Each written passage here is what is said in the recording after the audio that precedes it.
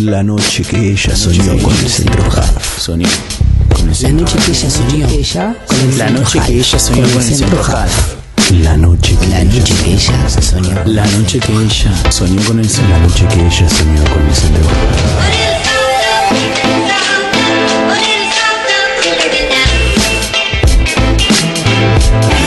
La noche que ella soñó con el centro hard. Bueno, para empezar te pregunto, ¿qué fue Clicks Modernos para el rock argentino en general, para vos? Bueno, para mí fue un disco muy importante porque es un disco que marca un quiebre y que es parte de una renovación que se da en los años 80 en el rock argentino. Volvía la democracia y Charly se va a Nueva York y de alguna manera, como pasa muchas veces, uno puede ver mejor el país desde lejos. Sí. Entonces hace una serie de temas que tienen mucho que ver con la Argentina de aquel momento y elige grandes músicos, ¿no? Porque toca con Pedro Aznar, que andaba por ahí en Estados Unidos tocando con Pat Metheny en aquella época. Elige a Larry Carlton, que es un tremendo guitarrista que Charly admiraba mucho por su trabajo, por ejemplo, con Johnny Mitchell. Sí. Y bueno, compone temas donde habla de muchas cosas que nos estaban pasando, ¿no? Por ejemplo, los dinosaurios, que obviamente es quizás el tema más conocido, que remite al proceso y a los personajes siniestros del proceso. Pero también hay temas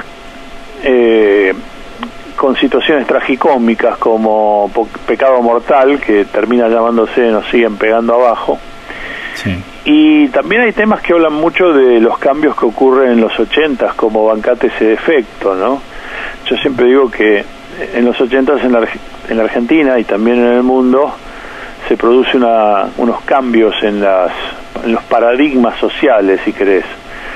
Porque antes, en los 60s y 70s, se hablaba mucho de las utopías colectivas, de cambiar el mundo y todo eso, y en los 80s, en cambio, la gente se volvió mucho más individualista y entonces aparecen cosas como el culto al cuerpo, ¿no? Las gimnasias, claro, las dietas, las cirugías estéticas. Y en ese tema Charly se burla un poco de eso, ¿no? Dice, bueno, aunque te arregles las gomas, nena, seguirás siendo rara, ¿no? Sí. ¿Crees que fue un gran soplo de aire fresco, ¿no? Después de los militares.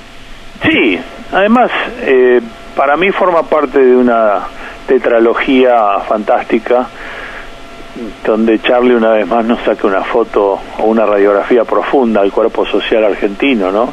Empieza con Yendo de la cama al living, sigue con Clicks, continúa con Piano Bar y se podría decir que pasa por parte de la religión y concluye con Filosofía barata y zapatos de gomas. Es una pentalogía donde Charly recorre toda la década del 80 hablando de todos los fenómenos que nos acontecieron en esos años, que fueron muy importantes porque hubo toda una transformación en muchos aspectos, ¿no? En el arte argentino, en la música, pensá en la renovación que traen Virus, Soda Stereo, Redondo, Sumo, en otro orden de cosas, Los Abuelos de la Nada, los Twists, B8, Riff, la Trova Rosarina, todo eso está pasando al mismo tiempo. Y mientras tanto Charly desarrolla sus mejores proyectos solistas en términos de música, en términos de letras. Y Clicks Modernos es un poco uno de los pináculos de todo eso.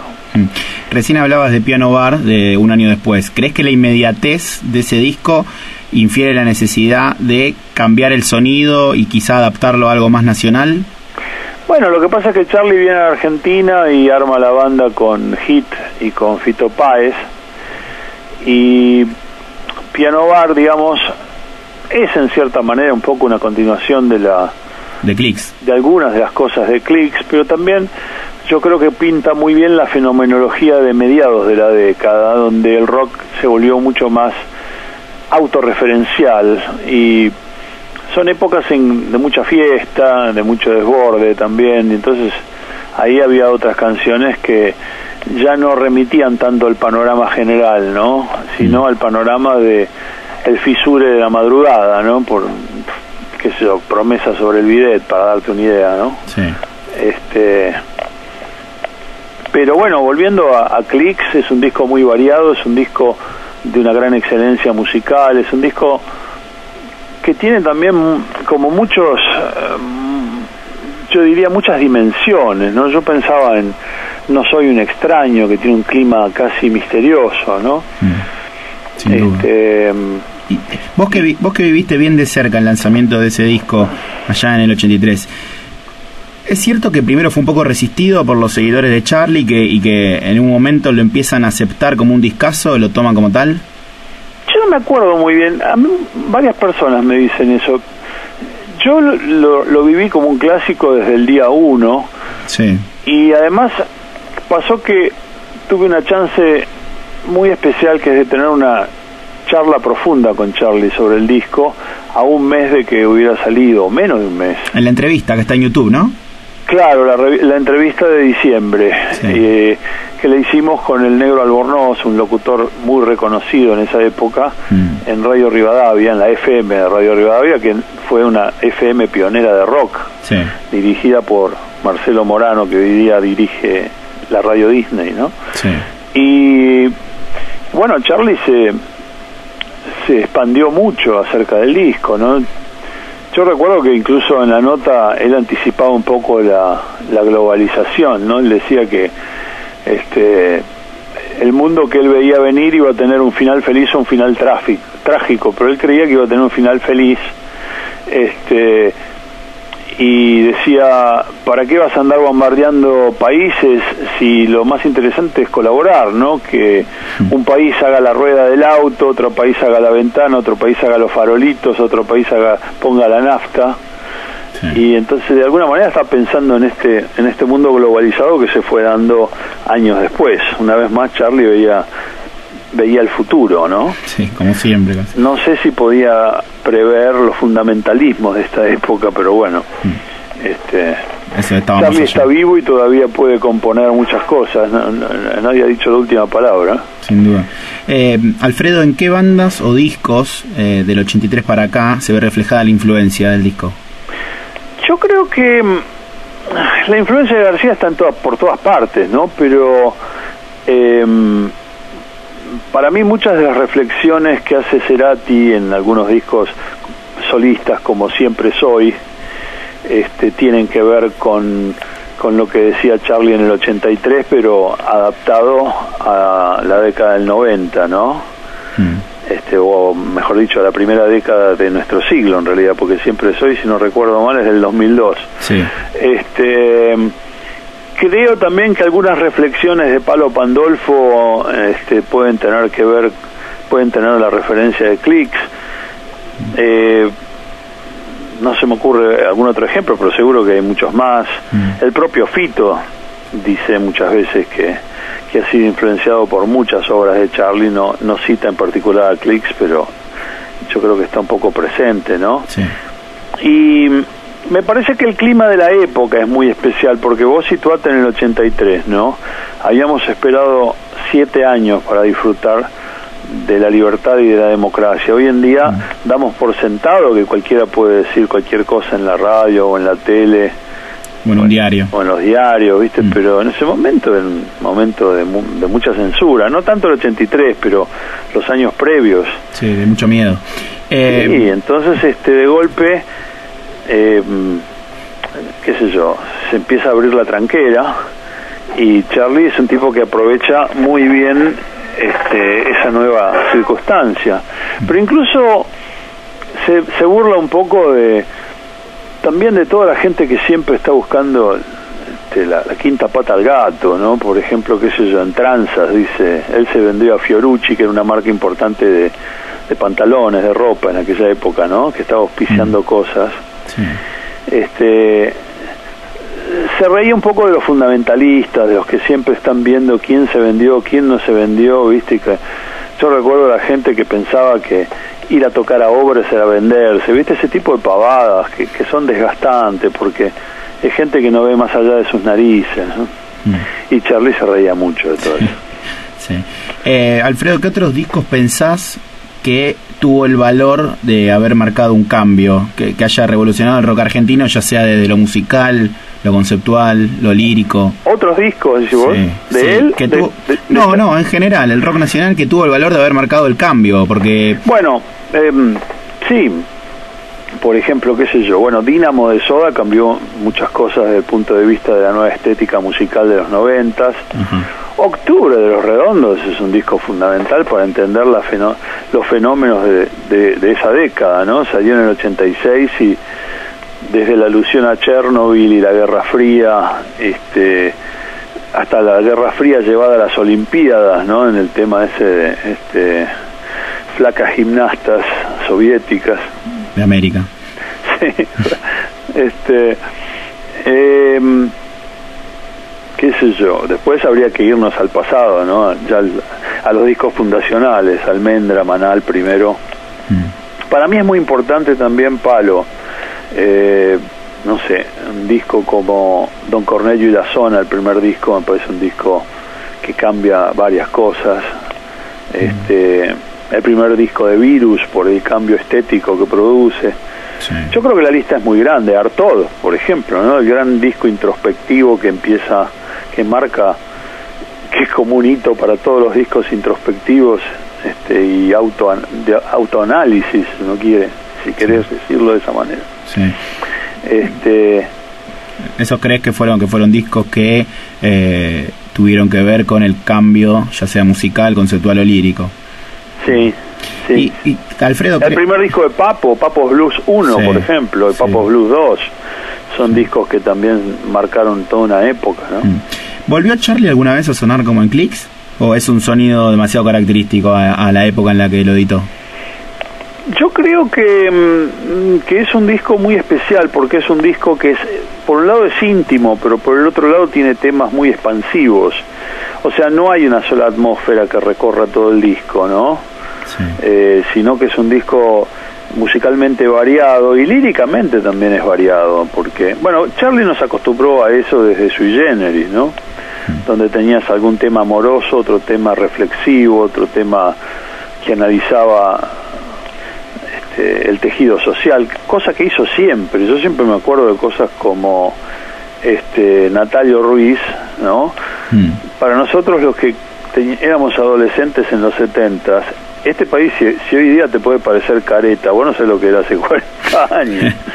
O sea, era una caretez infernal, ¿no? Entonces, parecía mentira, pero había Natalio Ruiz, un montón. Sí. Y esos Natalios Ruiz eran nuestros profesores, a veces eran miembros de nuestras propias familias, gente muy dura, ¿viste? De bronce. Sí. Y Charlie se cagaba de risa, ¿viste? De todo eso. Y fue muy importante porque que alguien tuviera esa actitud, o que pudiera decir en aprendizaje que los maestros solos conocían su ciencia y el deber, que te lo diga un miembro de tu generación, era muy fuerte. O que al disco siguiente hable de las aventuras del señor Tijeras. Vos ibas al cine y veías una película completamente cortada cuando la veías, cuando te dejaban verla.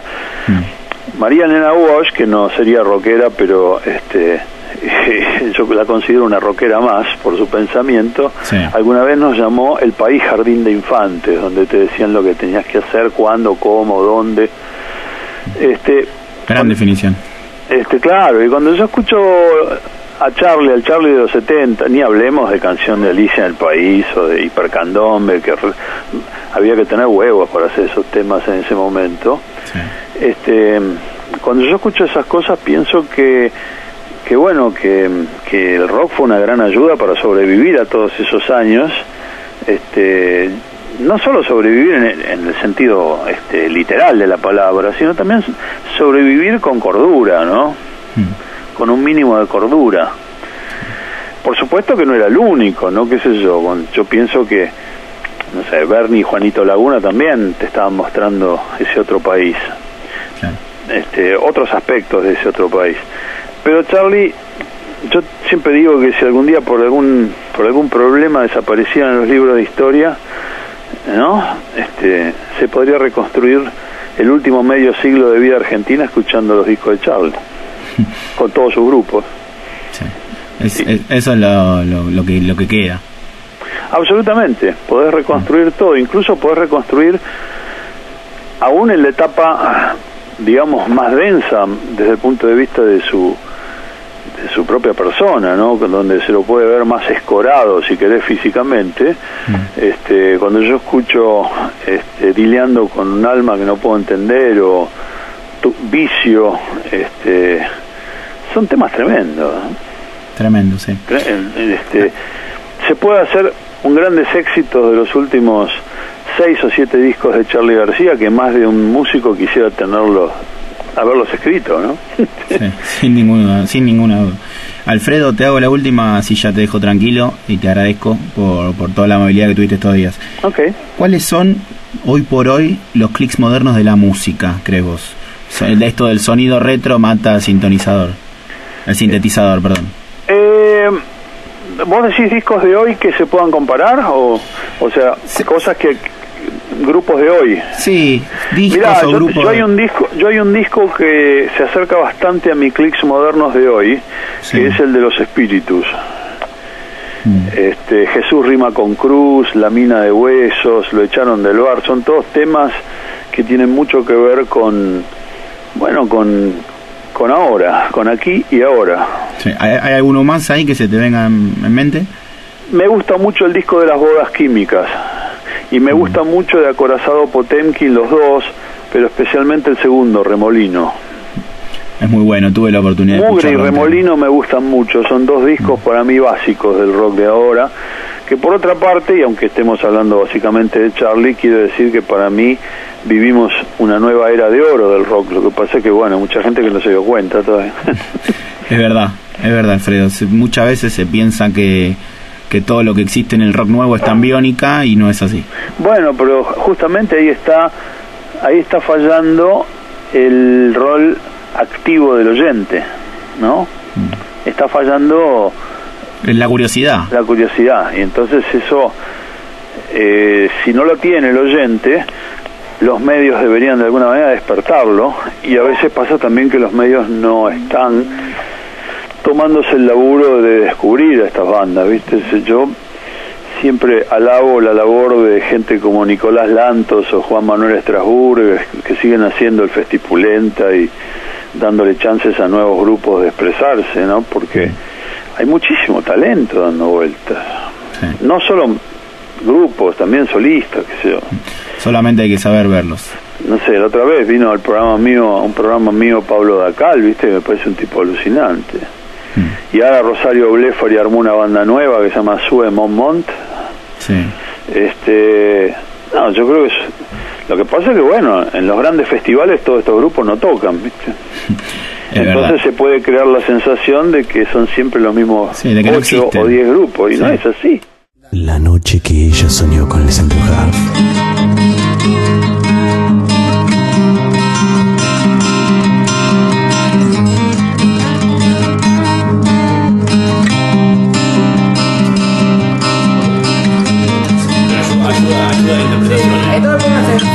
Sí, ¿cómo le lees? No, no, no, no, no, no, no, no, no, no, no, no,